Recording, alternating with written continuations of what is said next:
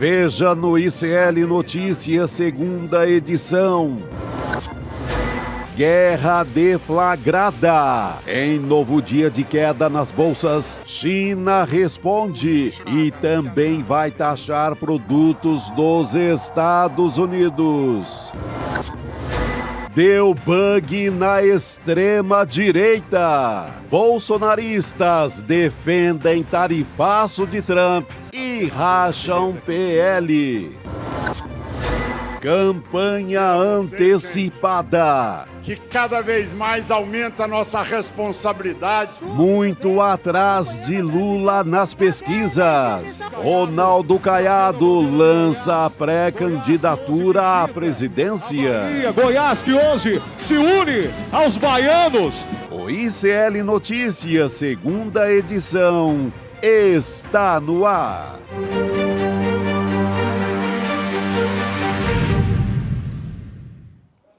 Olá, boa tarde. Seja muito bem-vindo, seja muito bem-vindo. ICL Notícias, segunda edição, está no ar. Estamos ao vivaço nessa sexta-feira nos canais do Instituto Conhecimento Liberta, Eduardo Moreira, no canal da Voz Trabalhadora no YouTube e também na Pop TV do Rio Grande do Sul. Nossa formação de sexta-feira, o nosso sextou está completo. Chico Sá, Juliano Medeiros, boa tarde para vocês. Boa tarde, Gabi. Boa tarde, Juliano. Boa tarde. Que bom, mais uma sexta-feira com vocês. E que semaninha, hein? É uma sexta depois do terremoto, que ainda tá, vamos dizer assim, reverberando. Quase acabaram agora com o mundo, mas parece que chegaremos ao sábado tranquilamente. Começaremos um novo mundo no sábado, com né, resposta da China e tudo, né? Exatamente. E diz que vai responder com 34% Sim. de reciprocidade, vamos dizer assim. Depois a gente vai entender se pode aumentar, se vai permanecer em 34%, mas fato é que respondeu, A né? partir de segunda, né? Acho que a China entra na jogada com esses 34 aí. Sem contar a bolsa despencando ainda, né, Bolsa Juliano? despencando, queda do dólar, que também impacta o comércio internacional. Pode ser até que favoravelmente ao Brasil, que estava passando por um ciclo de desvalorização do real já prolongado de vários anos. Muita coisa pode acontecer, Gabriela. É isso. Daqui a pouco a Cris Serra e o Luiz Nassif vão conversar com a gente a respeito disso. E acho que vale a pena a gente começar falando que esse terremoto do tarifaço atingiu muito diretamente a extrema-direita brasileira. A gente tem informação aqui de como isso repercutiu nos bastidores ali do PL, o partido do Bolsonaro, que inicialmente já apareceu assim que o tarifaço, né, ou o Dia da Libertação, que chamou o Donald Trump, que ele anunciou que ia fazer isso, o Bolsonaro já saiu em defesa do Trump. E uma parte do PL é mais fiel a Bolsonaro, só que outra é mais fiel ao bolso e ao agro. É isso. Tem uma divisão muito clara hoje, Gabriela, Chico, Sá, nossa audiência do ICL, que é uma visão mais pragmática de quem quer se reeleger ano que vem, de quem não quer ficar com a fatura de ter prejudicado o agronegócio, a indústria brasileira, gerado desemprego, de alguma forma se colocado contra os interesses nacionais, e um setor mais ideológico, mais duro, que não esconde que a sua estratégia é quanto pior, melhor. Quanto mais desemprego, quanto mais inflação nos alimentos, quanto mais dificuldades o Brasil enfrentar, melhor, porque isso cria as condições para que o bolsonarismo chegue competitivo nas eleições do ano que vem. Então tem uma divisão de pragmatismo e ideologia, né? Inclusive, essa divisão pode chegar, inclusive, Gabriela, até 2026, porque uma parte da turma não vai aceitar a tática do Bolsonaro de ficar como pré-candidato mesmo depois que estiver atrás das grades. Então, é uma divisão e essa divisão se expressou lá na votação de quarta-feira, lá na Câmara dos Deputados.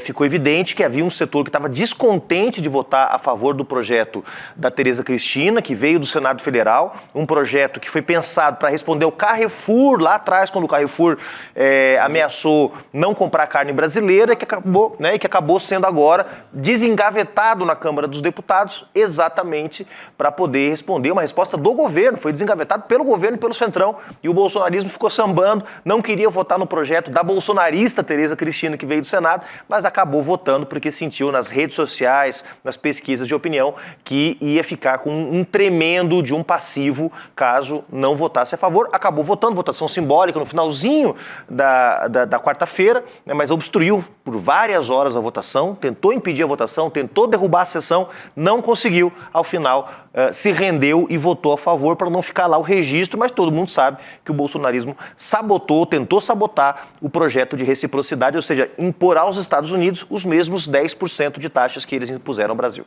E chama mais uma vez a atenção para o quanto vamos dizer assim, eles se dizem patriotas, só que está cada vez mais escancarado, né? Qual que é? Essa é a sinuca de bico deles, né? Somos patriotas, mas somos a favor do Trump e dos Estados Unidos e de taxar o Brasil. E como ficarão nossos amigos que vendem a carne, nossos amigos do agro, que financiaram, inclusive, a nossa tentativa de golpe?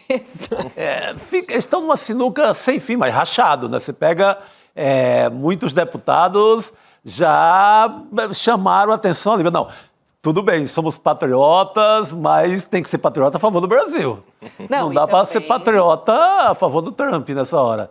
Aí alguns já tiraram o bonezinho, menos o Tarcísio de Freitas em São Paulo, não é responsável, é o governador do estado, digamos, o estado mais prejudicado com esses 10%. Até agora, esse não tirou o bonezinho do Trump que ele colocou. Mas está ignorando, né? Não tirou o boné, mas também não está se pronunciando. Está na moita, né? Está fazendo a egípcia, como dizem. Isso, a pêssega. Está fazendo a pêssega. Fazendo a pêssega total lá à sombra dos bandeirantes. Exatamente, mas também não se pronunciou. O Bolsonaro já foi lá e defendeu, quer dizer... Não tem essa coisa de patriota, coisa nenhuma. Aí é o medo do Tarcísio, como ele está sequestrado pelo bolsonarismo, até abril pelo menos, quando ele vai decidir se é candidato ou não, ele não pode desagradar essa turma em momento algum. Não é? Em momento algum ele pode desagradar. Então ele está nesse silêncio, nessa covardia silenciosa, aí, lá naquela sombra gigante do Palácio dos Bandeirantes. E confesso que teve até, desculpa, Gabriela, e confesso que teve até algumas cenas no plenário da Câmara quarta-feira, eu acompanhei a sessão toda, algumas cenas, no mínimo, curiosas. Contar, né? Por favor, você é testemunha ocular da história. Curiosas de deputados do nosso campo, do campo democrático, da base de apoio do governo Lula, defendendo o agronegócio fervorosamente. Foi uma união muito improvável. Muito improvável. E deputados bolsonaristas, ao contrário, dizendo, não, o agronegócio é nosso, tirem as mãos do agronegócio. E também dizendo, a gente não pode ser a favor da lei da reciprocidade, porque senão vai enfraquecer a oposição ao Lula. Né? Também teve essa ideia ali. E curioso também, porque na terça-feira, olha como a política tem coisas que são realmente deliciosas. Na terça-feira, acabou a sessão mais cedo e ficou a chamada sessão de debates. Quando acabam as deliberações, não tem mais votação e ficam os deputados só parlando lá, os parlamentares ficam parlando na tribuna. Ficou 2 horas na terça-feira à noite, só o bolsonarismo na tribuna. Me chamou a atenção negativamente. Ficaram 2 horas falando de PL da anistia, falando da Débora do Batom, atacando o governo e a esquerda ausente praticamente do plenário.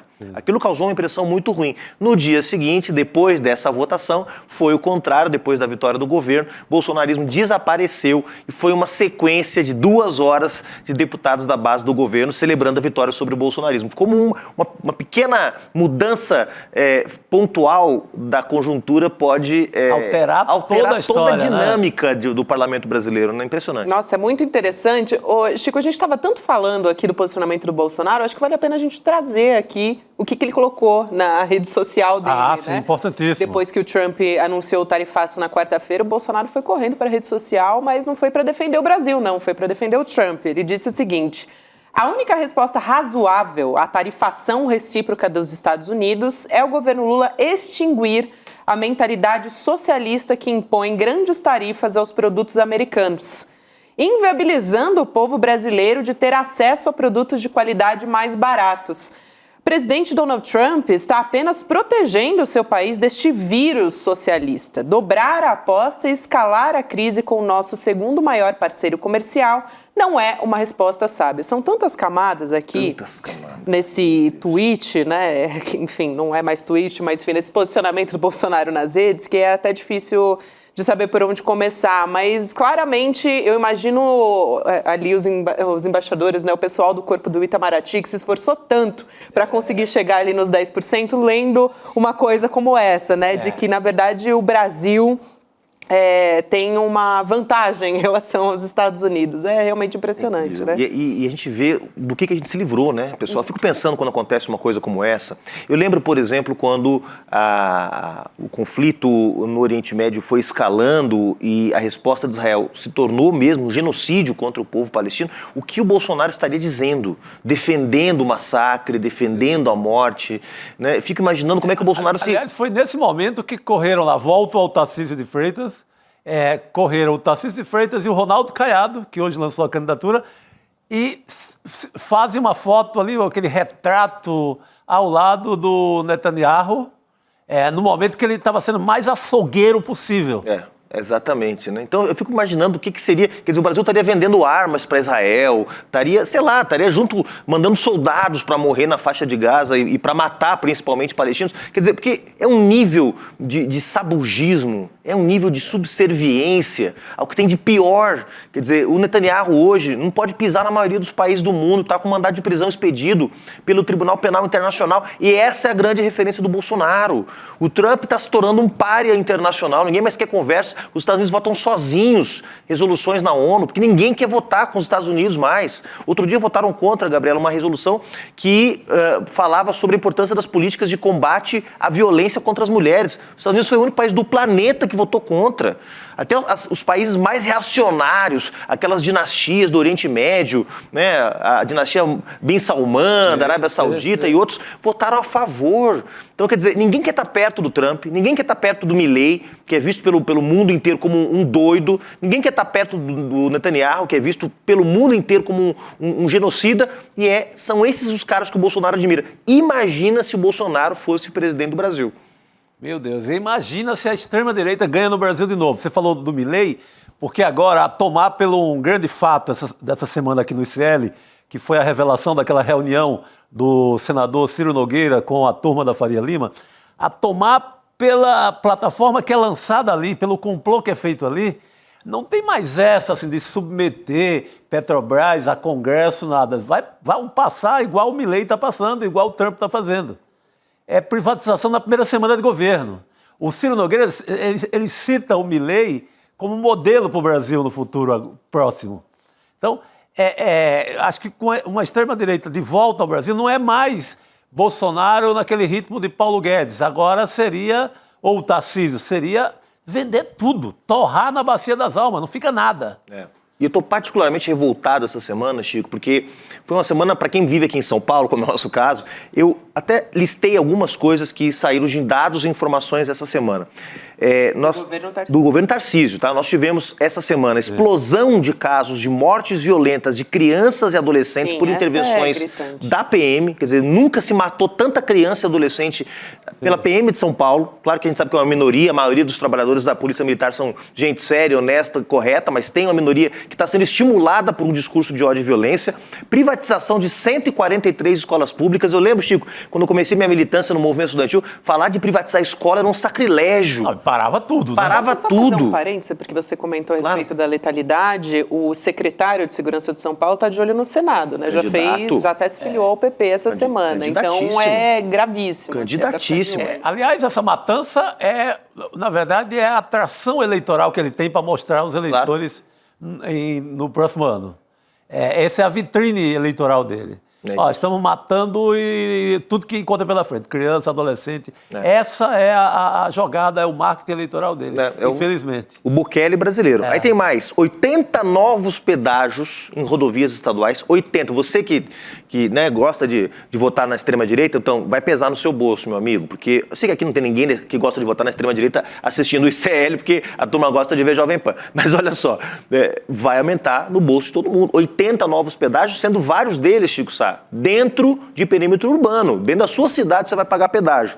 Aí nós temos, já aconteceu, a maior empresa de águas das Américas, que é a Sabesp, entregue a preço de banana, e esse fiasco permanente que é um governador que apoia o Trump, que apoia o Milei, que apoia esse retrocesso todo. Imagina, e tem gente que fala que é um bolsonarista moderado. Meu Deus do céu. Pois e aí chamou atenção mais uma vez para aquilo que o Chico Sá disse, né? Vai continuar apoiando, porque assim, se não se manifestou, para mim, continua apoiando. Usou o boné do Trump, então Tarcísio, governador de São Paulo, continua apoiando o tarifaço do Trump. E é uma das maiores e mais fortes economias do Brasil. Então... Diretamente afetada. Desde da taxação do aço, que São Paulo já entrou na jogada. São Paulo, Minas Gerais, tem uma parte do Ceará também, que tem aço por lá. Mas o governador de Minas e de São Paulo, o Zema e o Tarcísio, silêncio absoluto.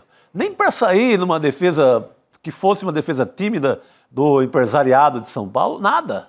Absolutamente nada, né? É sinal de que eles pretendem fazer a mesma coisa se tiverem a oportunidade de voltar. Sim. Não vão voltar, mas se tiverem, vão querer fazer a mesma coisa. Porque não é exatamente um protecionismo, né? A ideia de protecionismo é a ideia de que você atua para preservar a sua indústria nacional e etc. Não é isso que essa turma está fazendo. Essa turma, na verdade, no estado de São Paulo, está vendendo patrimônio público a preço de banana, muitas vezes para empresas que têm sede no exterior, né, com participação acionária majoritária de estrangeiros. Então não é que eu estou vendendo aqui a empresa pública, que é ineficiente, para que o setor privado brasileiro venha. Tudo empresas estrangeiras. Ou que você está vendendo para alguém que já cuidou de água no mundo. Não, eu vou vendendo para a Equatorial, junto com fundos de investimento, ganhadores de dinheiro. É isso.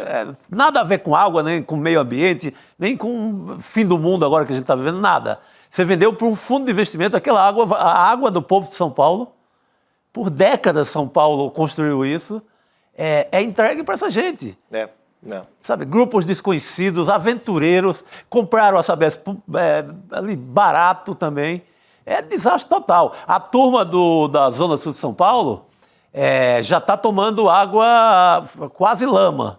Tem fotos e mais fotos aí em jornal com a água que está saindo na torneira do pessoal da Zona Sul de São Paulo. E é só o começo. É só o começo. Gente, eu posso aqui trazer uma notícia que acabou de sair? Opa! E aí a gente volta para falar sobre aquele PL da lei da reciprocidade e que tem relação com o tarifaço do Trump. A gente teve um pronunciamento do vice-presidente Geraldo Alckmin a respeito disso, dizendo que o governo federal não pretende retalhar os Estados Unidos usando esse projeto de lei, olha só, sobre aquela imposição de tarifas de 10%, né, que foi determinada do governo Donald Trump aos produtos brasileiros, informação que saiu aqui no blog do Magno, do Metrópolis. A gente então tem uma aspa muito simples do Geraldo Alckmin, mas que diz bastante coisa. Ele foi perguntado, e aí, o governo vai usar? E ele disse: não pretendemos usar. Ele é bom dizer, né, também ministro do Desenvolvimento, Indústria, Comércio e Serviços. Então, está muito ligado, esteve nessas discussões junto com o corpo do Itamaraty. A gente falou a respeito disso, né, sobre como fez essa discussão aqui no N2, sobre como, na verdade, o Brasil saiu ganhando nessa história toda, né, em relação aos outros países. E depois dessa discussão, a balança que se fez foi, bom, no fim das contas, não foi uma retaliação como a gente esperava, foi menor do que a gente esperava. Sim, mas muito obra da diplomacia, né? Isso. Conversa ali, conversa.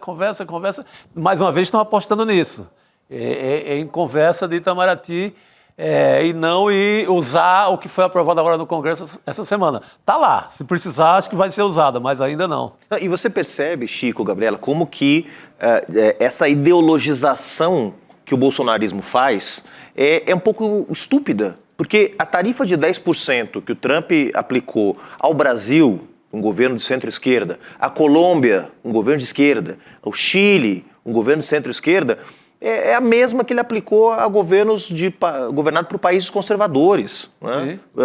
Aqui na América a Argentina mesmo, tomou os mesmos 10%. Os mesmos 10%. Então, o bolsonarismo toma, viu só... E essa fala do Bolsonaro que você mencionou, né, Gabi? Esse tweet, esse X do Bolsonaro que você mencionou, fala isso. Quer dizer, a culpa é da política socialista do Brasil. Fala bobagem, meu amigo. O Milei, seu querido amigo Milei, recebeu os mesmos 10% no Brasil. Quero dizer que se ele, Bolsonaro, fosse presidente, isso não estaria acontecendo. Se eu não tivesse bloqueado pelo Bolsonaro, eu ia lá responder, viu? É quem me bloqueou há muito tempo.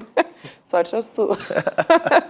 Mas falando dessas respostas, né, à extrema-direita e como isso está sendo um terremoto para a extrema-direita também, eu acho que vale lembrar que em breve a gente vai ter mais um ato da extrema-direita, que dessa vez vai ser aqui em São Paulo, na Avenida Paulista. A gente tem as imagens dessa convocação, usando imagens de alguns presos do 8 de janeiro. Claro, a gente não poderia esperar diferente. Está sendo a principal, né, o principal símbolo dessa manifestação está sendo a cabeleireira Débora. utilizando a imagem dela como macho, como se ela fosse uma presa política. Então a gente está vendo aí as imagens da convocação. Mas a que eu acho mais curiosa para a gente comentar aqui é a convocação do Eduardo Bolsonaro, gente, que está lá nos Estados Unidos. Porque ele aparece, ele tem muitos elementos dessa convocação do Eduardo Bolsonaro. Tem a bandeira dos Estados Unidos atrás, ele está usando um coletinho, né, que é muito utilizado numa certa... Obrigada. Eu ia dizer, numa certa avenida de São Paulo. É o gado e os bois. É, isso. E aí a gente tem também ali, se você reparar, está escrito Colômbia, quer dizer, da Universidade de Colômbia, o colete do Eduardo Bolsonaro. Que curioso, né? Eu achei que a universidade só tinha comunista, né? Só tinha formação de comunista. Pois é, ele está se aliando à turma da Colômbia, que está sofrendo com o Trump.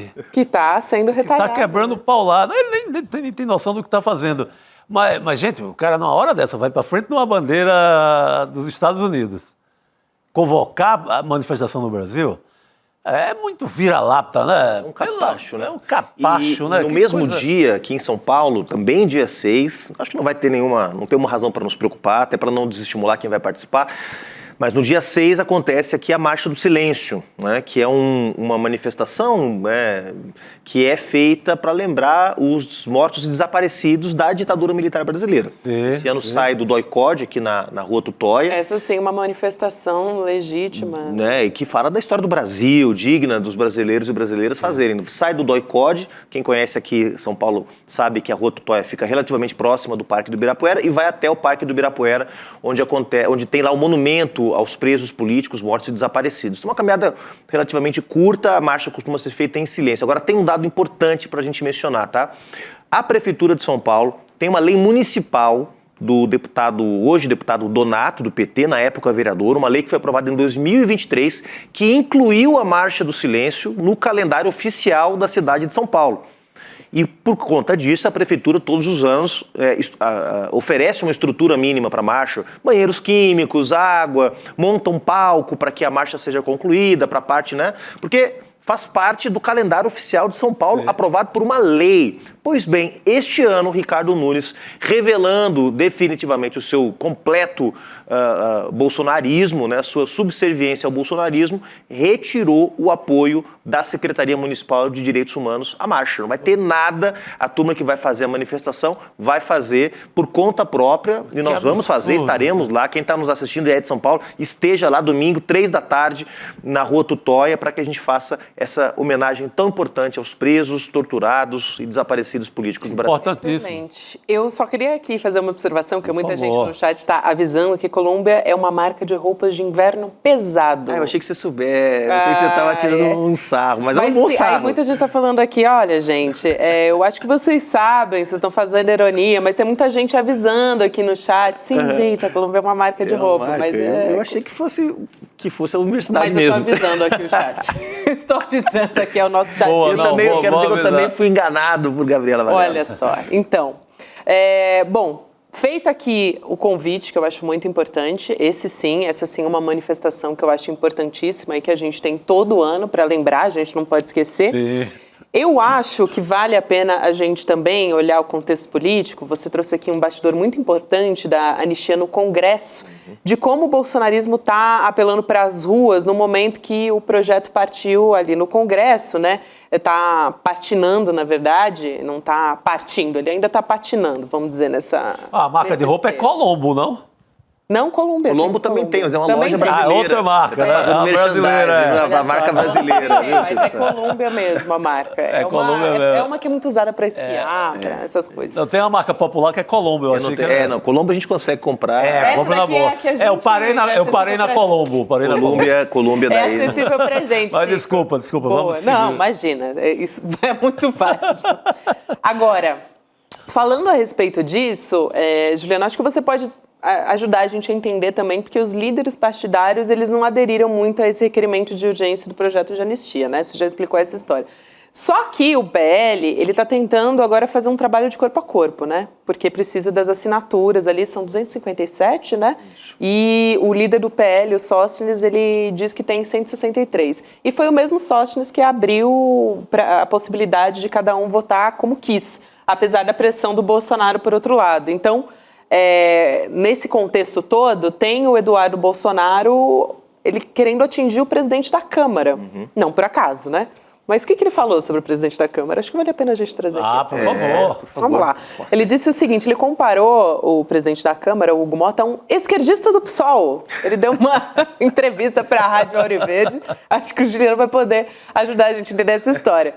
Ele, abre aspas, ele, Hugo Motta, tem falado basicamente igual a um esquerdista do PSOL, falando que é contra a anistia, democracia e aquelas questões todas que estamos acostumados a ouvir da boca de Lula e dos puxadinhos do PT. Ele não estava muito acostumado a ver um presidente da Câmara que tivesse, talvez, ali... Não é um alinhamento completo, porque com certeza não, ele está alinhado com o Centrão, mas que tem algum tipo de diálogo com o governo, né? Com a base do governo. Ele está se referindo, provavelmente, Gabi, ao ato de posse, né? Quando teve a eleição para a presidência da Câmara, que, aliás, o partido dele votou no Hugo Motta, tá? O Hugo Motta não foi o candidato do PSOL. Quero dizer a você que está assistindo, o PSOL teve candidato próprio à presidência da Câmara, que foi o pastor Henrique Vieira. O PL do Eduardo Bolsonaro, e talvez o próprio, não sei porque o voto é secreto, o PL votou no Hugo Motta, meu amigo, mas logo no ato de posse, quando ele assume a presidência da Câmara, ele levanta, pega a Constituição Federal e menciona a frase clássica do Ulisses Guimarães na promulgação da Constituição em 88, dia 10 de outubro de 88, né? Nós temos ódio e nojo à ditadura militar, né? Então isso tudo certamente deve ter mexido com o Dudu Bananinha, né? Agora, é óbvio que esse processo está indo bem pior do que eles imaginavam, viu, Gabi? Porque, de fato, o bolsonarismo achava que, porque é verdade, o bolsonarismo tem aí uma base popular, social, que tem peso eleitoral importante, e achou que isso ia acabar empurrando o Centrão para essa aventura. Mas sabe qual é o problema? O problema é que o ano acabou de começar. Os deputados do Centrão, daqui um ano, Chico Sá, estão começando a organizar suas campanhas de reeleição. Você acha que eles vão perder os primeiros meses do último ano legislativo inteiro, porque ano que vem, lá para junho, julho, ninguém mais vai na Câmara, todo mundo vai começar suas campanhas eleitorais. Vai perder o último ano em que eles podem votar leis, em que eles podem aparecer, em que eles podem ir lá para as comissões de educação, agricultura, saúde, falar dos seus projetos, fazer proselitismo, votando anistia. Que interessa a uma pessoa. A uma pessoa. É só demais, é muita ao Bolsonaro e nada mais, né? Do bolsonarismo achar que isso vai pautar a Câmara. E quando teve a votação da urgência deste projeto de lei da reciprocidade, eles pagaram para ver. E deu 490. Ou seja, o bolsonarismo duro hoje na Câmara, 93, está em 93 isso aí, deputados. Né? Não passa de 100. Esse é o tamanho deles, o que é uma ótima notícia para quem estava dizendo que o bolsonarismo tinha, claro, que tinha 200 votos, né, que o bolsonarismo tinha aí, estava... quem sabe, às portas de votar o projeto, eles vão ter que ralar muito se quiserem botar esse projeto para votar. Muito bom. Eu quero também trazer aqui, Chico, já que a gente está falando de direita, de um certo candidato, pré-candidato à presidência, né? Rolou hoje com muitas coisas interessantes para a gente analisar dessa pré-candidatura à presidência. Ele é um desses que está ali, vamos dizer, nessa direita rachada que quer a presidência em 2026. Só que o Ronaldo Caiado é o menos popular dentre todos eles, né? Pelo menos nas intenções de voto, se estivesse acontecendo agora. Ele é o menos conhecido, está também lançando a pré-candidatura logo depois que União Brasil foi alvo da Polícia Federal numa operação. Então, é um contexto um pouco complicado para o Ronaldo Caiado, né? Mas lançou a pré-candidatura hoje pela União Brasil, em Salvador. Estava lá o ACM Neto, o vice-presidente do União Brasil, também ex-prefeito de Salvador, então a gente está vendo as imagens aí. E eu vou falar das ausências também, não só de quem estava lá. Quem não estava, o presidente do União Brasil, o Antônio Rueda, não foi. O presidente do Senado, Davi Alcolumbre, também não foi. Sabe quem também não marcou presença? O cantor Gustavo Lima. Lembra da história? Porque ele ia ser vice do... Acho que já largou para vice, não deu as caras lá. Mas ele começou, quando ele se apresenta como possível vice do Caiado, voltou uma onda de denúncias, inclusive ligação com organizações criminosas, a questão das betes, veio um festival e eu acho que ele disse, olha, se eu me meto com política, eu vou levar a minha carreira de artística também para o lixo. Então acho que ele preferiu pular fora e não aparecer hoje na Bahia. Mas o curioso, eu falei em lixo aqui, mas eles foram para a terra do rei do lixo, que é a denúncia mais forte que a gente teve nos últimos 6 meses. Isso. que é uma máfia ligada ao orçamento secreto e etc., da Bahia, muito ligada ao ACM Neto. Tem o Guilherme Amado chegou a publicar uma foto do ACM Neto num cassino Punta del Este, no Uruguai, com o Rei do Lixo. O Rei do Lixo. Então, não é assim, um dia o ACM Neto ouviu falar que tem um Rei do Lixo na Bahia. Não. Frequenta a mesma roleta. Então, aí eles resolvem lançar lá, a União do Brasil. O próprio Alcolumbre, tem funcionários da Alcolumbre que estariam muito envolvidos nesse escândalo. Assessores do Senado. Então, não é bom mexer nessa coisa. Bahia, União, Brasil, não é. Eles foram para o lugar errado, no sentido dessa ligação com esse escândalo. É uma péssima escolha. Claro que Salvador é o melhor lugar do mundo, não tô. É outra história. Não para eles, talvez, não para a pré-candidatura do. Que lugar maravilhoso. E numa sexta-feira, imagina. Final de tarde, final da manhã, aquele almoço em Salvador. Pô, é o melhor lugar do mundo para estar numa sexta-feira. Mas não para o partido do Ronaldo Caiado. Foram comer ali depois. Porque a Bahia vai uni-los ao baita escândalo do Rei do Lixo. E mais, olha, eu vou dizer para vocês uma coisa. Pelo que eu ouvi em Brasília essa semana, eu tô virando jornalista, fazendo apurações.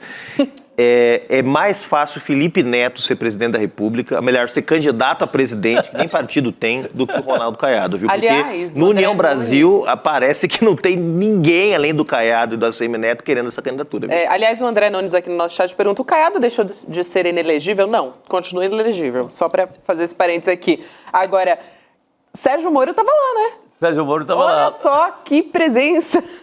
Meu Deus do céu. Aliás, ele até rogou uma praga contra o PT. A gente tem esse vídeo aqui. Vamos, por favor. Olha, esse é um grande dia. A gente está vendo o governo Lula derreteu, ele acabou. Não tem projeto para o país. A economia está se deteriorando e agora a gente ainda vai ter os desafios internacionais. Inflação alta, juros elevadíssimos, a dívida pública e privada das famílias crescendo. E nós temos aí que, em 26, aglutinar todos os candidatos aí da campo da direita, da centro-direita, para que nós derrotemos sem dó o PT. O país não aguenta mais 4 anos desse desgoverno. Será que o governo Lula acabou que nem quando... Ele e o Ciro Nogueira, né?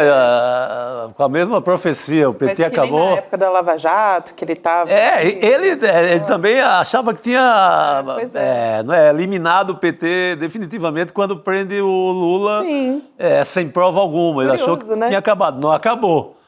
Agora ele está anunciando a segunda morte do Lula em pouco tempo. Bom, se depender dele, da primeira vez não funcionou, né? Agora principalmente. Não, ele estava falando no palanque lá na Bahia e o Caiado tirando umas selfies lá, não estava nem ouvindo. Ninguém tem a menor consideração por esse sujeito. Ele perdeu toda e qualquer moral. Juiz comprado, que combina com o procurador a sentença. Que moral esse juiz vai ter? Acho interessante a autoestima, né?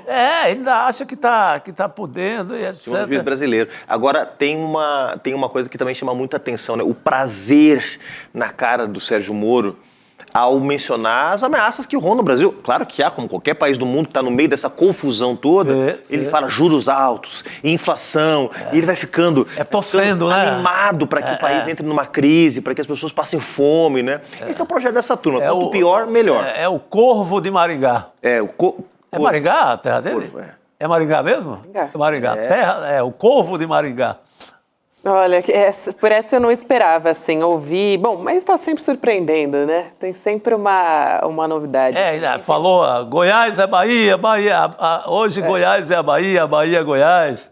Coitados dos brasileiros, cara. Não vou comentar nada. Todo respeito a Goiás, mas não façam isso. Por favor. Olha, Juliana, com essa que a gente vai se despedir de você hoje. Tá? Peço desculpas pela deselegância, mas infelizmente hoje a gente vai se despedir de você. Querida. Foi um prazer, porque... O Rodrigo Viana entra respirando aliviado, ufa. Dar lugar a um dos maiores jornalistas do Brasil é uma honra. Eu, mero analista político, dando lugar a você, por favor. Tinha que ter essa garoto. Eu vou dizer o seguinte, tem que vir alguém falar bem do Caiado. Vocês estão falando muito mal do Caiado. Ainda bem que chegou o representante da UNR. Do Moro também.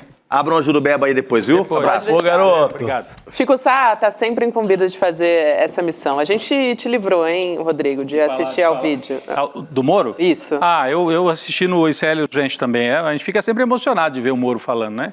E essa candidatura retumbante da direita, né? Direito Não, eu achei engraçado que o pessoal do ICL Urgente colocou assim: Caiado, um novo nome para a direita. E aí, Chico, eu lembro que em 89...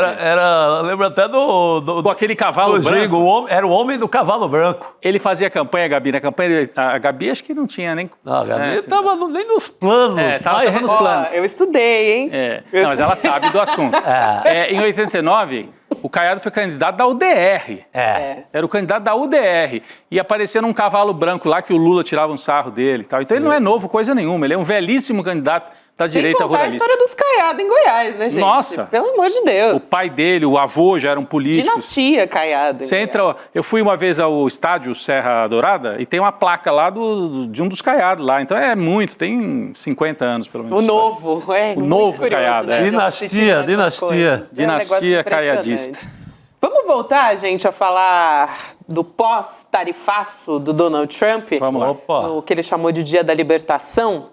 Cris Serra está chegando para comentar com a gente as reações do mundo que tem vindo, assim, das mais diversas formas. A gente comentou agora há pouco da reação da China, a gente falou das bolsas de valores, né? Japão, Estados Unidos, Europa fechando em queda. Daqui a pouco a gente vai voltar a falar a respeito disso com o Luiz Nassif, né? Que tem uma visão econômica muito importante e que vai trazer novas perspectivas aqui para a gente pensar também. Agora, tem vamos dizer assim, um aspecto dessa disputa tarifária que é a questão ambiental. A Cristina Serra é especialista nisso, né? Aliás, especialistaça. Sim. A ministra Marina Silva falou a respeito disso, criticando diretamente o Donald Trump. Vou abrir aspas para Marina Silva, ministra do Meio Ambiente. Ela diz o seguinte: em lugar de estar fazendo guerra uns com os outros, seja guerra bélica ou tarifária, nós deveríamos estar fazendo guerra contra a pobreza, contra a mudança do clima e contra a desertificação e perda de biodiversidade, que é isso que está ameaçando as nossas vidas, nossos sistemas produtivos, sejam eles industriais ou alimentares, né? E aí ela falou diversas coisas, que essa guerra tarifária estimula a disputa entre as nações, que impede também ações de cooperação, por exemplo, para resolver problemas muito sérios que a gente enfrenta hoje, né? Queimadas, enchentes, a gente acompanha aqui no Brasil os efeitos do aquecimento, da urgência global, né? Então, a Cristina Serra vem conversar aqui com a gente sobre esse aspecto que não está sendo muito observado, aliás, nada observado nessa história. É tão importante, né, Cris? Boa noite para você. Boa noite, Gabi, Chico, Rodrigo e a nossa comunidade. Gabi, essa fala da Marina foi importante por vários aspectos e, sobretudo, pelo lugar onde ela fez essa fala. Ela falou sobre esse assunto na reunião dos ministros de meio ambiente dos países dos BRICS, né? O bloco que a gente sabe que é tão importante no mundo atual, porque esse é um dos eventos preparatórios, inclusive, para a COP, né? A COP não acontece, a COP 30, que vai ser em novembro, ela não vai acontecer só lá naquele momento em Belém. Ali é só o coroamento final, mas a gente tem vários eventos e conversas e tudo mais até lá. E justamente nesse momento em que está se falando, né, de todo o esforço que precisa ser feito para que se avance na COP, nessas metas de combate à urgência climática, cai essa bomba que é o tarifaço do Trump. Então, a fala dela, que você leu aí um trecho, tem dois aspectos importantes, né? Além do cenário onde ela falou, a que eu me referi. Duas coisas. Uma, o tarifaço vai drenar recursos que poderiam ser utilizados na proteção ambiental, proteção de florestas, proteção da biodiversidade, né? Que são as espécies, plantas, enfim, bichos e tudo mais, e recursos da transição energética que precisa ser feita, né, que é urgente, a gente não depender mais de combustíveis fósseis, né, e investir em novas formas de geração de energia que não emitam carbono, como é o caso dos combustíveis fósseis. Isso tudo precisa de muito dinheiro. Então, o dinheiro que os países poderiam, neste momento, direcionar para esses esforços né, vão acabar, em função do tarifaço, né, sendo drenados para outros setores da economia pela crise que se espera que vá acontecer em função do tarifaço e dessa disputa, mais do que uma disputa, uma guerra comercial que o Trump deu início, né? Ele deu início, de fato, a uma guerra comercial. O outro aspecto também que ela menciona é que, para além da questão muito concreta dos recursos, né, e principalmente porque esses recursos precisam sair dos países ricos, principalmente para os países mais pobres fazerem essa transição energética, além disso, essa guerra comercial, o clima de disputa, ele vai totalmente na contramão do esforço gigantesco de cooperação que precisa ser feito para combater a crise do clima, né? Então, independentemente da questão concreta de recursos, que é real e muito difícil de se resolver, há também essa questão mais de fundo ético, questão ética e moral até, eu diria, que você, em vez de trabalhar pela cooperação, né, para que a gente enfrente essa ameaça gigantesca da crise climática, vai ser meio que, agora com esse tarifaço do Trump, meio que instala um clima de cada um por si, né? É disso que ela está falando e, de fato, isso é muito ruim. Ela foi muito precisa nesse momento e falar nessa reunião dos BRICS, como eu mencionei, porque é um bloco importante, a gente sabe, são 11 países, os BRICS representam 50% da população mundial, isso é muito importante de ser levado em conta, quase 40% do PIB mundial, mas a gente sabe também que há muitos interesses conflitantes dentro desse universo BRICS. Sem dúvida. Ainda mais um contexto de COP30 que o Trump está querendo esvaziar, né? E o governo dos Estados Unidos também.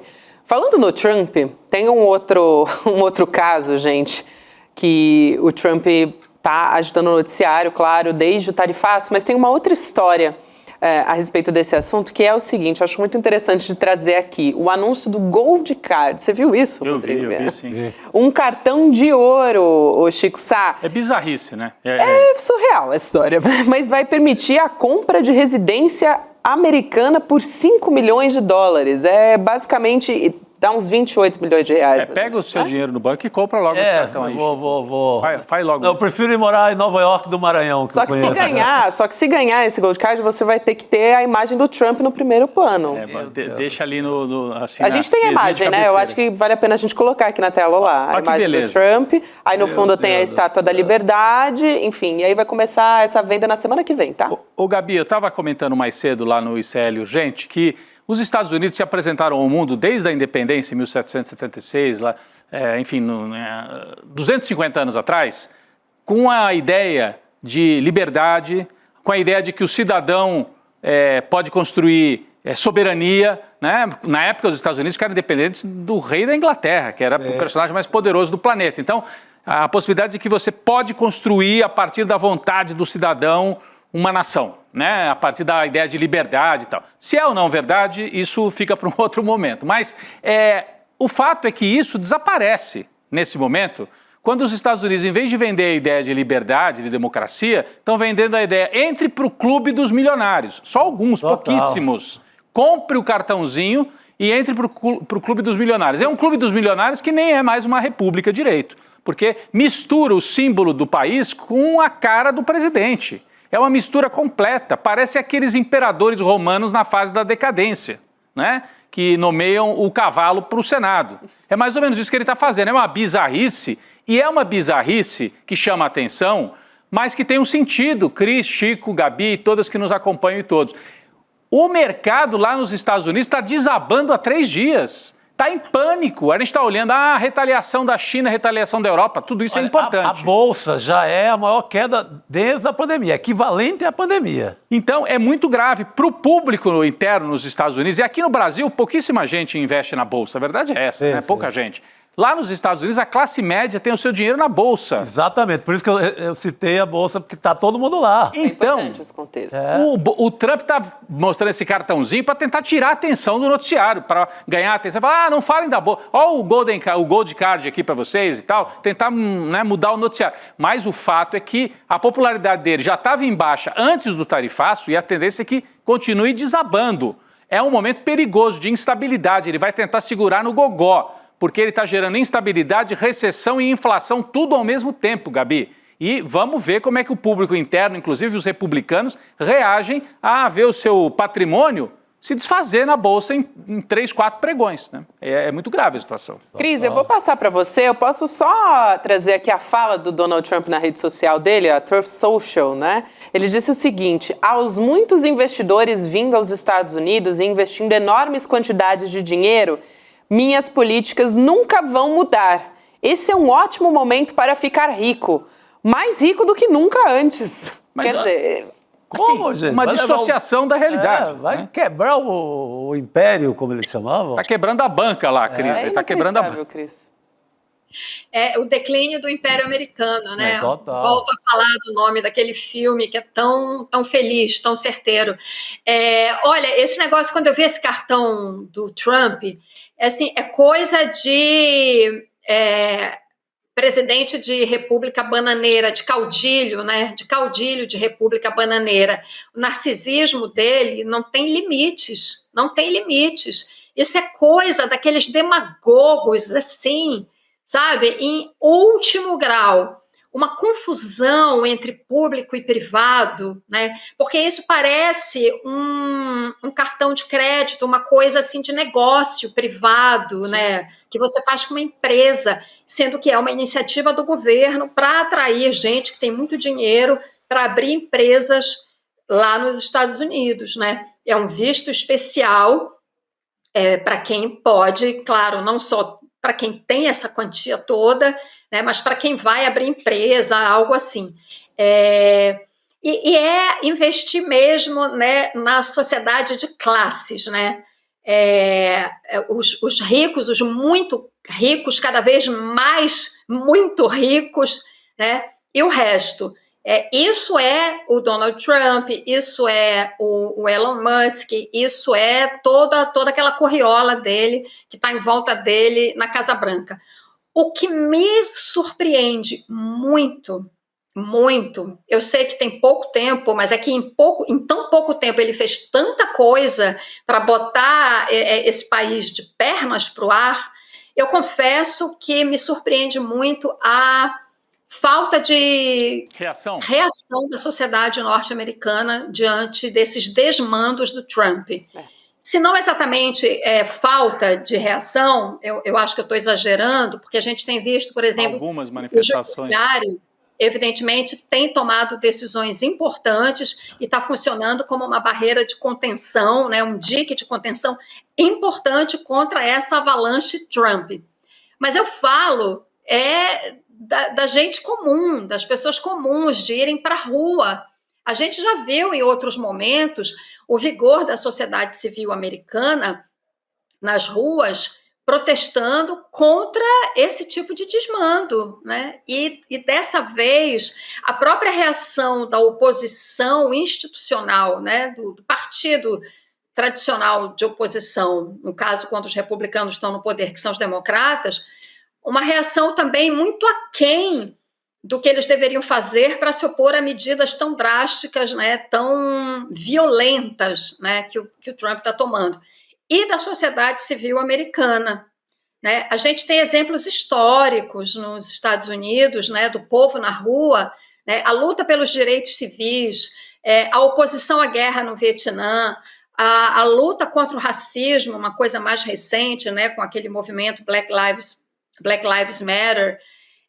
Então, eu confesso que eu estou surpresa com uma certa paralisia da sociedade norte-americana, e estou falando isso também porque tenho amigos lá, não só brasileiros que vivem lá, mas americanos, porque eu morei lá há algum tempo, e conversando com eles, eles me passam essa percepção mesmo de uma paralisia, de uma falta de iniciativa. Eles não estão, a sociedade civil norte-americana não está sabendo se contrapor à violência dessas medidas, né, a intensidade com que essas medidas têm sido tomadas e a rapidez dessas medidas que o governo Trump vem tomando, e isso, para mim, de fato, é muito preocupante.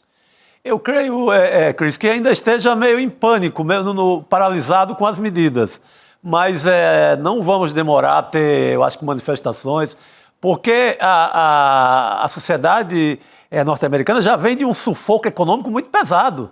O Trump ganha a eleição exatamente por isso. Pela imagem, né, de que o Biden permitiu que a inflação se descontrolasse, né? Exatamente, que os empregos fossem embora e tal. Então, eu acho que não vai demorar muito. O que tem, assim, de alento, tem os comícios lá do senador, do Bernie Sanders, que já tem sido um alento ali, já tem juntado muita gente.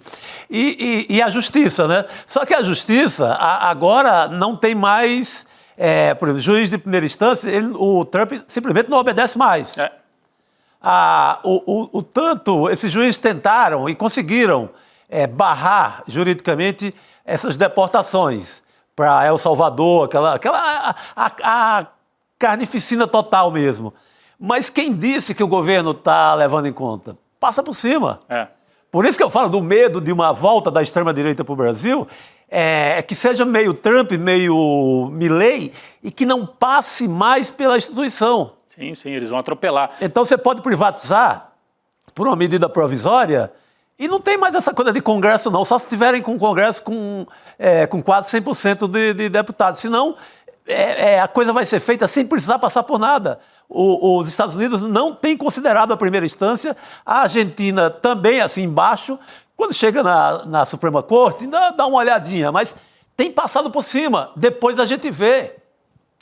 Agora, se essas medidas gerarem reação política, né, a popularidade do Trump desabando, as medidas ele está tomando para dar uma resposta para o público que votou nele, né, porque ele prometeu trazer os empregos de volta, né? Então tem que reindustrializar o país. Você cria barreiras para que, em vez de produzir na China, produza nos Estados Unidos. Isso leva 4, 5 anos para você instalar plantas novas, investimentos novos, gerar emprego novo. Então, ele vai ter um gap aí, um buraco, entre as medidas darem o efeito que ele diz que vai dar. Eu acho que não vai dar, porque pode implodir também, né? Pode implodir tudo. Então, ele vai ter que segurar no gogó e vai ter que tomar medidas de força. Esse é que é o risco. Por quê? Como não vai dar certo, vai desabar na economia, ainda não vai dar o resultado prometido para geração de emprego, ele vai ter que arrumar inimigos. E aí vai partir para cima de quem ele puder partir, usando a força militar. Esse é que é o combo perigoso. Toma as medidas, elas não dão resultado, vira desespero, aí ele vai arrumar inimigo externo, como já está. Groenlândia, vai invadir o Canadá, os Estados Unidos precisa se expandir, os nossos inimigos não deixam o resultado aparecer. É um discurso belicista, perigoso e que pode desembocar numa crise realmente sem precedentes, né? Sabe um outro aspecto que eu acho interessante dessa história, quando a gente traz esse simbolismo do cartão, do tal do Gold Card e tal, porque ele está falando, eu quero atrair os milionários, bilionários. Tem uma outra história também, que é um objetivo do Musk, né, que é a partir das ações que ele está tomando, que é aprovar uma lei para reduzir impostos de renda dos 10% mais ricos também da população. Isso foi chamado a atenção, estava lendo uma coluna do James Green, que é especialista, ele é estadunidense, radicado no Brasil, radicado no Brasil, e tem acompanhado de perto todas as políticas do Donald Trump e do Musk também, e ele chama atenção para isso na coluna dele também. Eu acho isso um aspecto importante, porque no fim das contas o Trump está falando com quem, né? É o clube dos milionários, ele tá chamando assim, quem é que tem 5 milhões para comprar, quer dizer, a pessoa, para ter um patrimônio de 5 milhões já são pouquíssimos. Agora, para ter assim sobrando, eu sou um milionário lá na Hungria, eu quero ganhar a cidadania dos Estados Unidos. Quem tem 5 mil? Quantos são? E você atrai muito, sabe o quê? Máfias internacionais. Claro, mafiosos do leste europeu, da Ásia, da América Latina, que querem comprar a cidadania dos Estados Unidos para ganhar a imunidade internacional, né? Então, isso sim, sem dúvida, Chico. É atração de máfia. Então, é a máfia do dinheiro. Mas isso é um sinal de decadência, porque em vez de você vender futuro, vender perspectiva, vender, olha, o nosso modelo é tão legal, implantem aí também, né? Que era o que eles tentavam vender. né, da maneira que a gente conhece. Em vez disso, ele está dizendo, esquece, gente, o que vale é a grana, comprem. Vocês querem virar norte-americano? Comprem, juntem 5 milhões e venham para cá. Então é nu e cru, não tem filtro, caiu a máscara, é dinheiro puro, e isso, a médio prazo, não para em pé, isso aí é o fim. Por isso que a partir apesar, né, do Elon Musk ele ser da África do Sul, tudo bem, porque ele é um bilionário. Ele é um bilionário. Ele é o bilionário de estimação do Donald Trump, né, Cris? E ele está fazendo um programa para atrair outros milionários brancos, que ele diz que são perseguidos pelos negros sul-africanos. Tem todo esse discurso. É extrema-direita e clube dos bilionários. É um negócio impressionante. Mas fica parecendo que para médio prazo isso não tem saída, né? É um beco sem saída. Não tem menor. Eu acho que essa é uma pergunta, Rodrigo. Esse é uma questão que a gente não tem, a gente não sabe para onde isso vai, sabe? É claro que isso, em algum momento, as medidas dele vão produzir resultado, né? Espera-se, todo mundo, os economistas todos, estão falando que os resultados serão muito ruins, né? Mesmo economistas tradicionalmente liberais, né, na economia, estão falando isso. E a grande questão mesmo diante do fracasso dessas medidas, do ponto de vista do cidadão comum, né? Porque os ricos e muito ricos estão sempre protegidos, sempre. Mas o fracasso dessas economias para o cidadão comum, primeiro, quando ele irá acontecer? Quando é que esse efeito vai ser sentido? E como é que o eleitor do Trump, esse homem comum americano que votou no Trump de fato, como é que ele vai reagir? Isso, para mim, é um enigma, sobretudo porque o Trump trabalha com símbolos, né? Com estéticas, culturalmente falando, com signos, né, que ele trabalha, que ele consegue fanatizar esse público dele, né?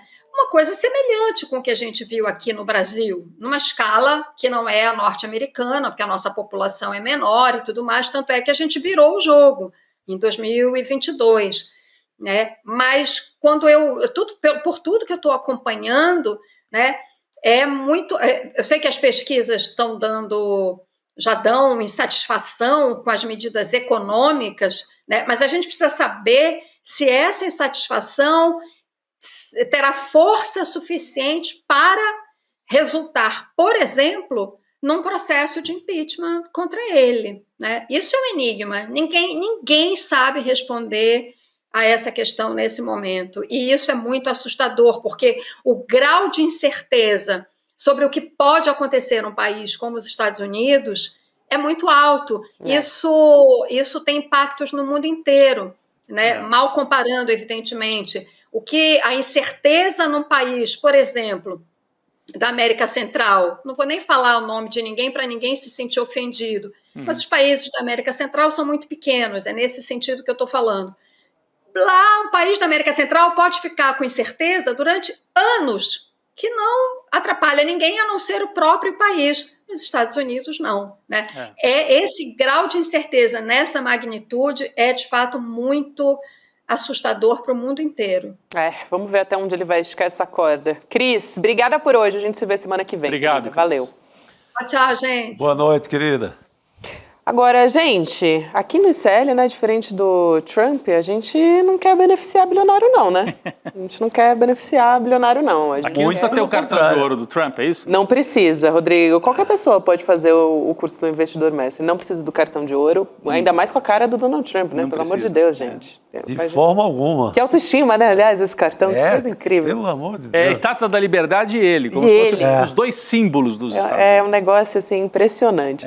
Agora, fazer o dinheiro render justamente não é coisa de milionário, não é coisa de quem já sabe investir, não é coisa de quem só tem dinheiro na poupança ou quem nem tem dinheiro na poupança, né? Todo mundo pode aprender a investir. Então, eu quero falar do Investidor Mestre 2.0, das aulas que vão começar aqui. É aula base para todo mundo que quer aprender ou para quem já sabe um pouquinho e quer melhorar, enfim. O Edu tem muita experiência disso, décadas, né? Mais de 20 anos.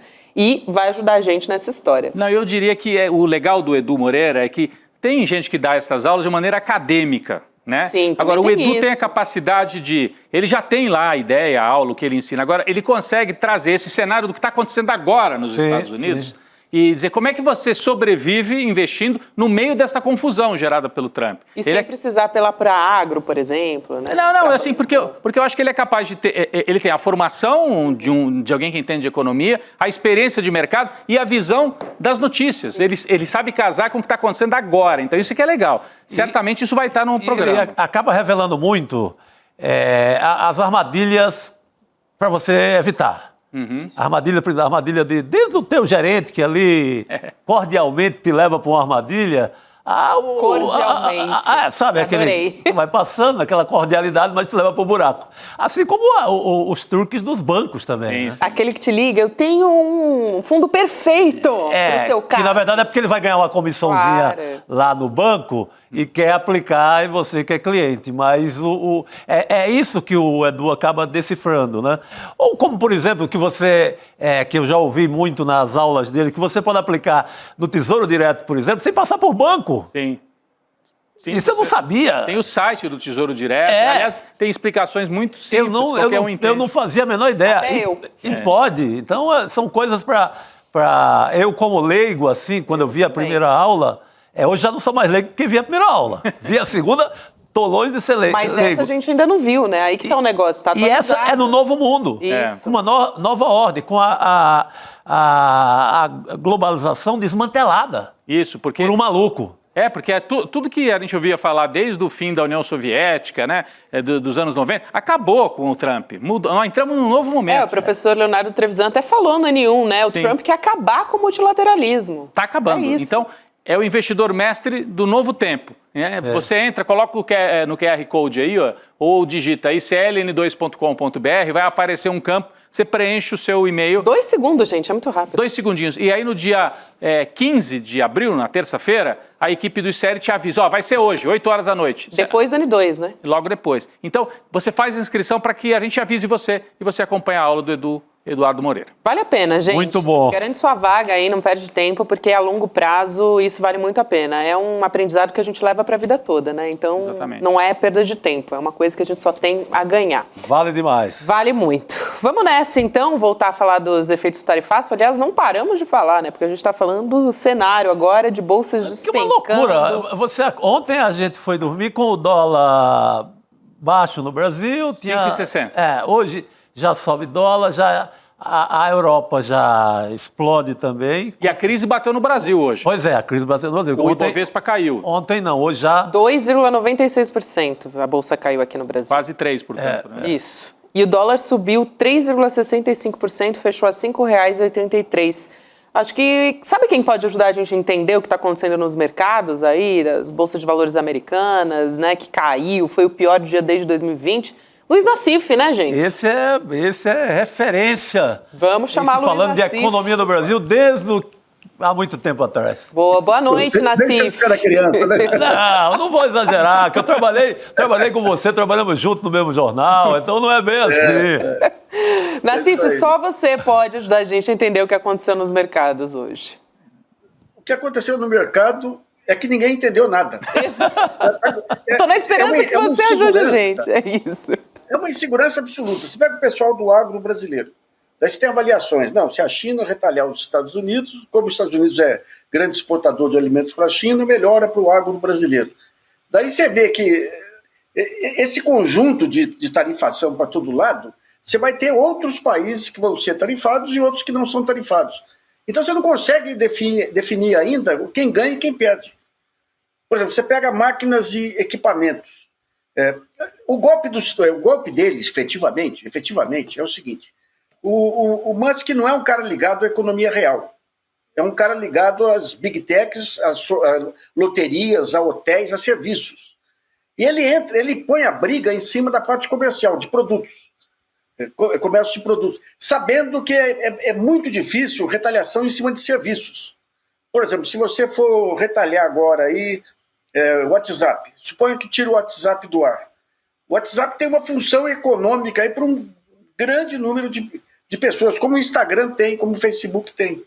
Se vocês repararem, tem um acúmulo, mas uma inundação de publicidade da Starlink. Tudo quanto é site, portal, está Starlink comprando todo o espaço.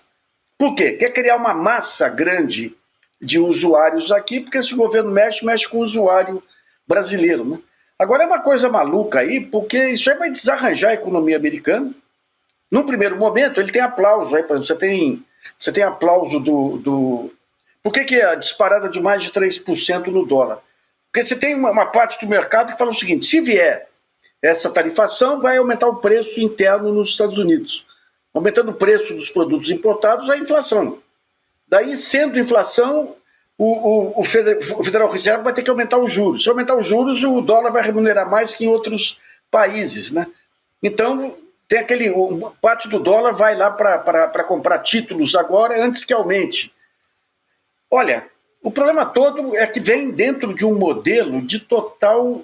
29 vai ser pinto perto do que virou essa financiarização. Quer dizer, hoje você tem dinheiro aí circulando em criptomoeda, gente. Isso é uma maluquice. A criptomoeda não é moeda, não tem valor, é um jogo especulativo meramente. Por que eu compro aquela criptomoeda? Porque eu acho que vai aumentar a criptomoeda.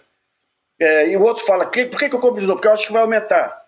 Daí não encontra um comprador, a criptomoeda desce. Daí aumenta o dólar, a criptomoeda cai. É uma loucura. A criptomoeda é pior do que as bets aí. Então essa falta de regulação no mundo inteiro, em função do poder avassalador aí do mercado financeiro e do crime organizado. O maior usuário, digamos, de criptomoeda é o crime organizado. E o crime organizado emergiu aí nas últimas décadas aí como uma força financeira grandiosa. Você pega que o nosso PCC está exportando bilhões para a Europa, para Portugal, passando pela África. Você pega os traficantes da Bolívia lá fabricando submarino. Então, digamos, e daí entra essa parceria do crime organizado com o sistema financeiro. Lá atrás você acabou com os paraísos fiscais lá, fez aquele angu com paraísos fiscais. Daí o que aconteceu? A reação dessa lavagem de dinheiro foram as criptomoedas, que são quem ganha com as criptomoedas? Os bancos, os agentes financeiros e a lavagem de dinheiro. Então, digamos, isso aí é uma doença muito mais ampla que o trumperismo, né? Mas o trumperismo vem e chuta a barraca lá de uma forma inapelável. Agora, Nassif... Então você está nesse movimento, né? Pô, a Europa vai reagir contra o Trump, então deve subir as ações das empresas europeias. Sim, mas elas vão perder dinheiro porque vendem para os Estados Unidos. Como é que é? Ou seja, a marca desse momento é a instabilidade total. A instabilidade total. Que é o meme. E um cara que não tem a menor noção de como que funciona o comércio. Essas tarifas que ele impôs aí, o pessoal falou, ele usou aritmética. Quanto que aquele país tem de superávit com os Estados Unidos? Tanto, então põe tanto de tarifa. Daí você vai ver, mas esse país, parte desse superávit é venda que ele faz de equipamentos para as empresas americanas. Pega a Apple, perdeu baita valor aí por conta disso. Para as empresas americanas produzirem equipamentos. Ele não tem noção. Não. Por exemplo, ele impôs uma taxa ao México, atropelando a ALCA, que era aquele acordo de livre comércio entre México e Estados Unidos.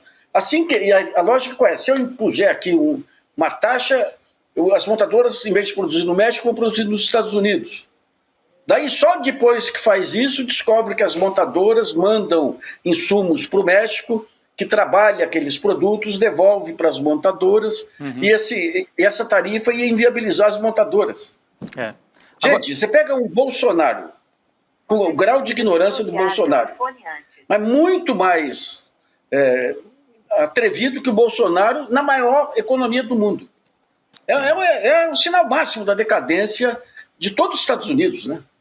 Essa ascensão do Trump mostra que todo aquele pensamento americano, que independentemente de presidente, sempre era o mesmo. Porque você tinha o chamado Estado Profundo lá, o Departamento de Estado, todos esses departamentos aí que conduziam. Entrava um suposto liberal que nem Obama, mandava invadir países. Daí entrava um republicano e fazia um angu. Então, o Trump representa a falência, digamos, desse modelo institucional americano que marcou a democracia ocidental com todos os seus defeitos marcou a democracia ocidental no século, né? Sem dúvida. O que ele está fazendo é uma coisa de republiqueta. Ô, Nassif, mas... Ele está retalhando universidades que não... E um ponto grave, hein? Um ponto grave. Ao lado direito do pai está o sionismo. Você vai espalhar uma onda antissemita, aí o pessoal não sabe separar o sionista do semita, pelo mundo todo. Essa censura nas universidades são os sionistas do lado dele. Não pode falar da Palestina, não pode falar de Gaza. E esse autoritarismo se reflete no Brasil, quando a CONIB vai até a PUC, pressiona a fundação lá para processar para um professor que defendeu a Palestina contra o genocídio de Israel. Ou seja, o mundo está de ponta cabeça, viu? Nossa Senhora, mas nem o Moringueira da Silva, lá, o rei do samba de breca, quer explicar isso aí. Nem o Kid Moringueira, é verdade. Eu tava lembrando daquele meme do Cebolinha, do Cascão. O que está acontecendo? O que está acontecendo? Um corre para cá, outro corre para lá. É aquele Cebolinha perdidão, tá rolando. Tá todo mundo maluco. A turma da Mônica. Agora, Nassif, a gente comentava aqui mais cedo, né? O que significa para o investidor nos Estados Unidos quedas sucessivas da Bolsa, né? Cai 3% num dia, cai mais 3%, cai mais 3%, Standard & Poor's, S&P, a Nasdaq, todos os índices principais lá dos Estados Unidos. Porque aqui no Brasil, uma minoria investe na Bolsa. Nos Estados Unidos está muito mais espalhado, tem uma classe média, né, na Bolsa de Valores. Isso pode gerar no curto prazo assim um mal-estar que se espalhe pela sociedade. O Trump vai ter que tirar da cartola todas as armas da comunicação da direita para tentar evitar que isso aconteça. Eu acho que esse gold card que ele lançou hoje já é por aí. É tentar inventar assunto enquanto fica esse desmonte, né? Desbarrancou. E será que ele não previa? Isso que me chama a atenção. Ele achou que ele ia anunciar isso tudo e que não ia despencar. Ia dar tudo certo. Ia dar tudo certo. Ou será que já estava previsto, vamos ter que segurar o tranco aí um mês, daqui a pouco o negócio normaliza? Porque é muito grave, né? Você ter quedas sucessivas nesse nível. Olhando mais a longo prazo, né? Tem gente que aposta que isso mobiliza a extrema-direita também. A visão dele é o seguinte: a aposentadoria dos americanos está em dois mercados, bolsa e títulos públicos. Então ele fala, a bolsa tem um contingente menor do que títulos públicos, mas tem um contingente considerável. Pô. Aqui, olha, em Príncipe Caseras, lá atrás, você tinha os pais que, para preparar o futuro dos filhos, compravam ações da Light, ações do Banco do Brasil, ações de Petrobras e tudo. Nos Estados Unidos, isso é muito amplo. Então ele acha o seguinte, não, tem um pessoal que vai perder na Bolsa, mas vai ganhar nos títulos públicos que vão aumentar os juros. É tudo conta de padeiro. Ele faz conta de padeiro para tudo. Os cálculos que ele fez aí de e o que ele não esperava a reação. Quando vem a China e truca, ele fala, a China está em pânico. Não, ele está em pânico. E aí, Nassif? Eu também queria te perguntar da China. Quer dizer, ele fala que a China está em pânico. O que ele esperava que fosse uma reação adequada? Porque ele diz... só aqui para trazer a frase exata do Donald Trump disso que você está falando, né? A China jogou errado, eles entraram em pânico, a única coisa que eles não podiam fazer é retalhar. Então, na cabeça do Donald Trump, como que a China deveria ter respondido a isso, né? Não faz sentido. Na cabeça megalomania, você pega a cabeça megalômana dele e do Musk, somam as duas. O mundo é pequeno para eles. Então ele achava que, batendo firme, a China sentaria calmamente para negociar, só que a China está se preparando para isso desde o primeiro governo Trump. O primeiro governo Trump, ela foi apanhada meio desprevenida e se preparou nesse período todo. Ela vai perder? Vai. E os Estados Unidos vão perder mais. Então, digamos, quando a China trucou, ele entrou nessa. Entrou em pânico, ela via aqui conversar. Não, conversa quem é o parceiro fraco. O Brasil tem que conversar. O Brasil não tem cacife para peitar o Trump, tem que negociar, ver aí. Inclusive a alíquota brasileira não foi das mais altas aí, né? Mas quando a China vem... E daí o que está acontecendo? A China fechou um acordo, gente, com o Japão e com a Coreia, e com o Vietnã, inimigos seculares aí, fechou acordo. Você pega a União Europeia, eu tenho a impressão que vai esfriar essa disputa com a Rússia. A China e a Rússia estão casadas. Historicamente, aí uma luta milenar entre os dois impérios. Então você vai ter aí uma união geral, ele está conseguindo unir o mundo inteiro contra os Estados Unidos. Eu tenho a impressão, aí é intuição só, né, que esse risco de guerra da Europa com a Rússia, aí, que foi alimentado quando ele tirou a OTAN de campo, em breve você vai ter um acordo Alemanha-Rússia aí, de ganha-ganha. A Rússia fornece o gás para a Alemanha aí, a Alemanha fornece equipamentos para a Rússia, né? É só um modelo que apodreceu, que nem a democracia americana, que permite nascer uns caras que nem esse aí, né? Terrível, terrível. Nassif, sem dúvida nenhuma, e acho que vale a pena também a gente dar uma olhada no Brasil, porque a gente tem dois cenários assim que a gente pode trazer, né? Primeiro, essa taxação em 10%, a gente já teve uma fala hoje do Geraldo Alckmin dizendo, olha, a gente não deve usar essa lei da reciprocidade que foi aprovada. E, por outro lado, muita gente também está dizendo, olha, esse foi o melhor cenário possível para o que o Brasil teve. Só que quais devem ser as consequências na prática, né?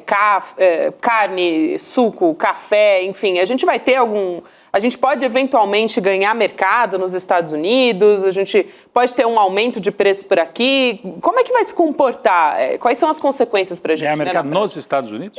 Isso.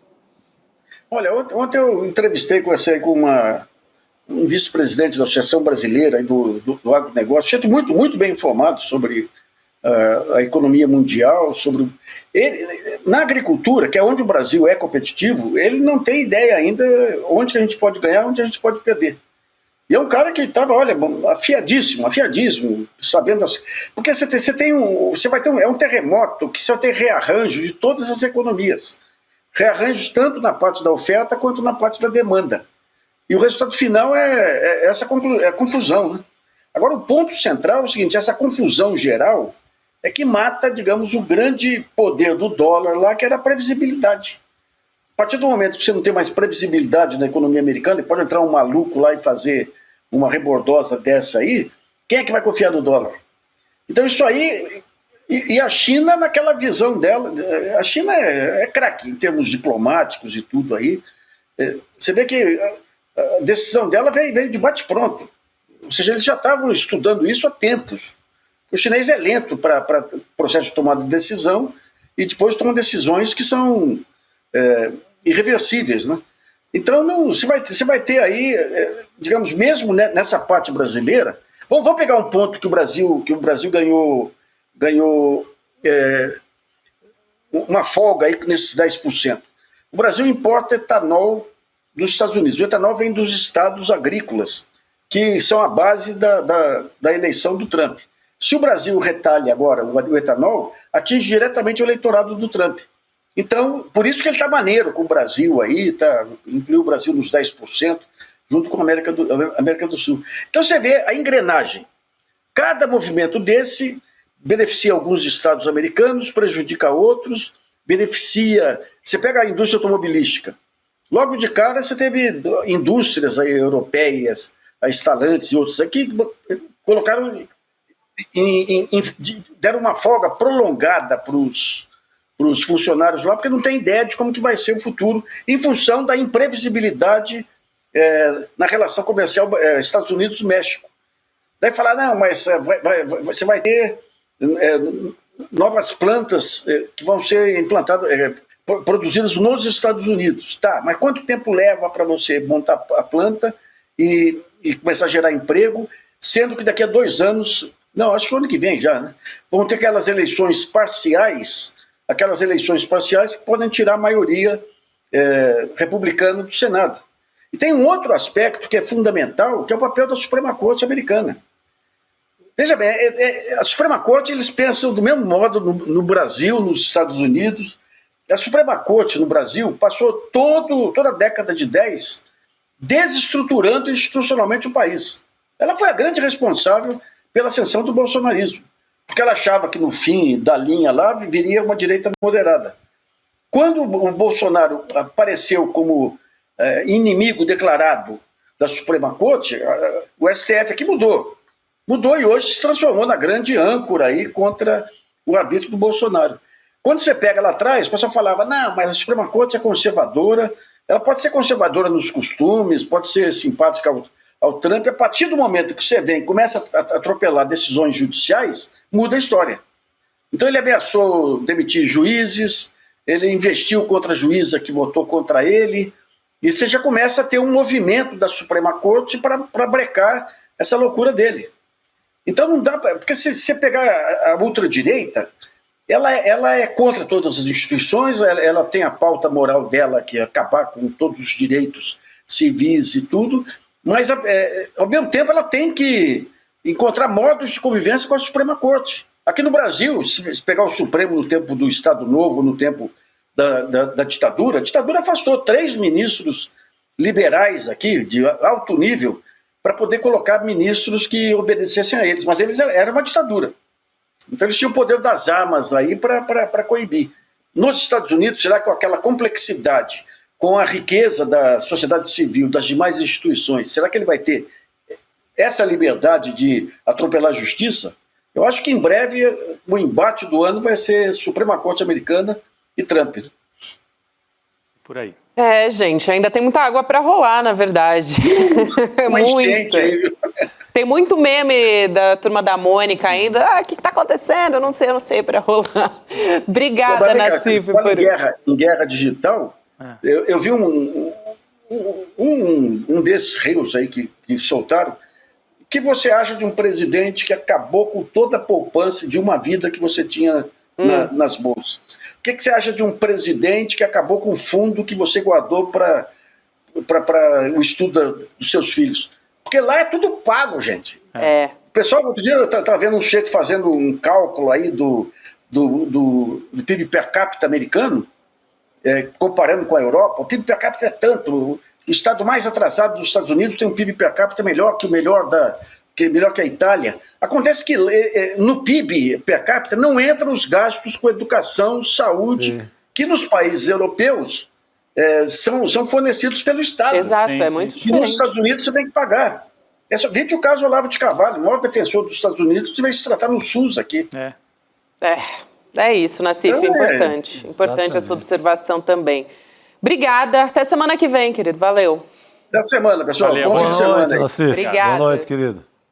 A gente vai trazer aqui também, Edu, agora há pouco saiu na nossa rede social um vídeo do Eduardo Moreira falando a respeito dessa crise toda, né? Do mercado lá nos Estados Unidos, né? A crise do mercado de ações lá dos Estados Unidos. A nossa produção está separando o vídeo, a gente vai trazer já aqui também, super importante, acho que vão trazer esses insights que a gente estava debatendo. O Nassif falou de criptomoeda, o Eduardo, assim, também, desde das primeiras aulas aqui no ICL, ele faz alerta, não caiam nessa jogatina de criptomoeda.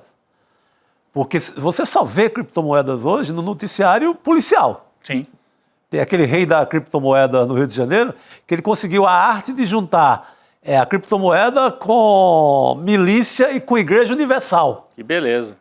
Esse fez completo. Então, criptomoeda tem que ficar de olho nessa parada. É que na Argentina, né, o Milei fez propaganda de criptomoeda e virou caso de polícia também. Maior escândalo. Né, tem processo aberto contra o Milei. Então, nós temos 2 principais presidentes de extrema-direita nas Américas. O Milei, numa crise de popularidade, ontem o Congresso rejeitou os 2 nomes que ele indicou para a Suprema Corte. No Brasil, isso nunca aconteceu. Então, a oposição falou, não, Milei, os nomes que você indicou não vão para a Suprema Corte. Ele está derretendo assim, na popularidade, na rua e no apoio congressual também. Então, você tem o Milei em crise e o Trump que pode entrar numa crise de popularidade. Começou a cair a popularidade dele rápido, Gabi. Ele já está batendo em 43% só de aprovação com 2 meses no governo. Né? Muito bom isso. Aliás, já que você puxou o Milei, eu estava lendo hoje na coluna do Jamil Chad, do UOL, que o Trump está exigindo que a Argentina se distancie da China também.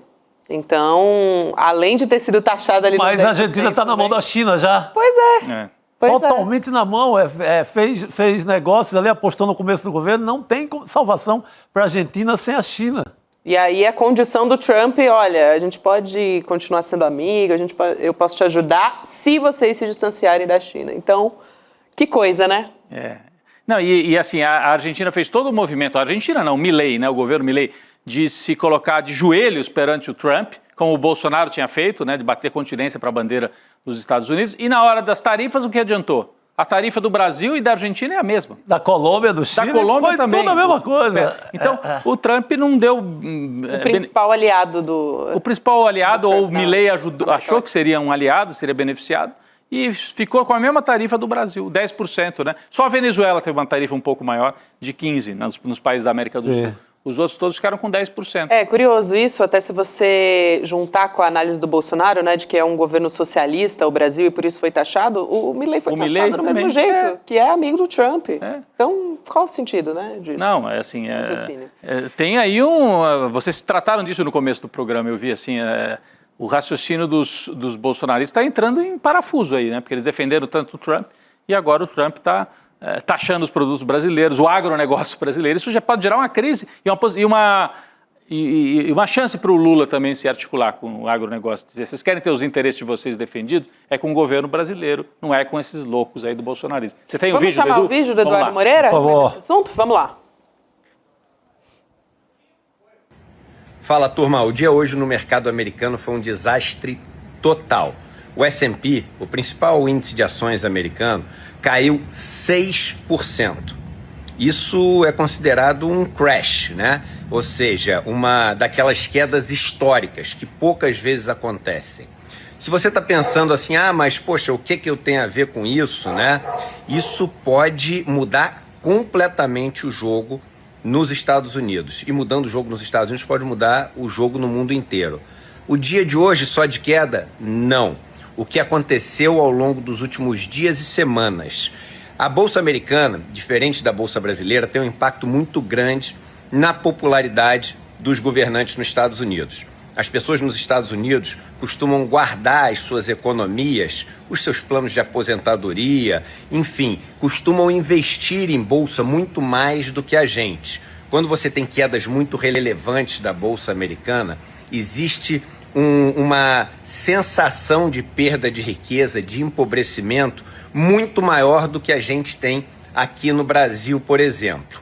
O que aconteceu nos últimos dias é que não só as pessoas muito ricas dos Estados Unidos viram suas fortunas assim serem dilapidadas, né, de uma maneira muito rápida, mas as pessoas da classe média americana, os trabalhadores americanos, também viram suas economias de uma vida inteira serem assim dilaceradas, né, nesses poucos dias e poucas semanas que se passaram. Só para vocês terem uma ideia, nos Estados Unidos, tá, nos últimos 12 meses, com essas quedas da Bolsa dos últimos dias, todos os ganhos da Bolsa Americana, eles já foram destruídos. E nos últimos 12 meses a Bolsa já está caindo 2,5%.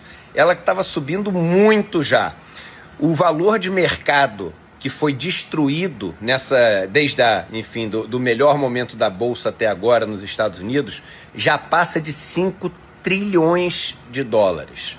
Isso é mais do que o Brasil produz de riqueza durante 2 anos. Isso foi o que aconteceu de destruição de valor de mercado das empresas americanas nesse tempo curtíssimo. Quando a Bolsa cai muito assim, isso é uma coisa mais técnica, mas é importante vocês saberem, várias pessoas que têm apostas na Bolsa, elas têm que liquidar as suas apostas, porque são apostas alavancadas. Então, elas têm as chamadas de margem. Chamada de margem é isso, o cara faz uma aposta alavancada, uma aposta com dinheiro que ele não tem, e quando aquilo começa a cair muito, os bancos falam o seguinte, é bom você depositar dinheiro, que eu não sei se você vai ter para honrar isso que você está começando a dever. E quando isso acontece, as pessoas, elas têm que vender as outras coisas que elas têm para poder cumprir com o compromisso delas. E quando elas vendem as coisas que elas têm, isso faz o mercado cair mais e mais e mais. A gente não sabe o que vai acontecer nas próximas semanas. Pode ser que o mercado americano recupere tudo isso e tudo isso passe a ser simplesmente um soluço. Mas se o mercado americano não recuperar nos próximos dias e próximas semanas, isso pode impactar em muito a popularidade do Trump. Mesmo essa pesquisa que saiu há 2, 3 dias atrás, ela já está completamente desatualizada se o mercado se estabilizar nos níveis que está agora ou se cair mais. E vamos lembrar, né, que a maior parte das pessoas que é ligada em mercado, que investe em bolsa e etc., não só tem essa simpatia maior por Trump, como Trump prometeu para elas. Tem até um vídeo hoje que virou um meme enorme, prometeu que elas iam ganhar e ganhar e ganhar dinheiro quando ele estivesse no poder. O Trump perdendo essa popularidade de uma maneira muito rápida, isso mexe completamente com as placas tectônicas políticas nos Estados Unidos e, de certa forma, mexe também com as expectativas do mundo inteiro em relação ao que vai acontecer.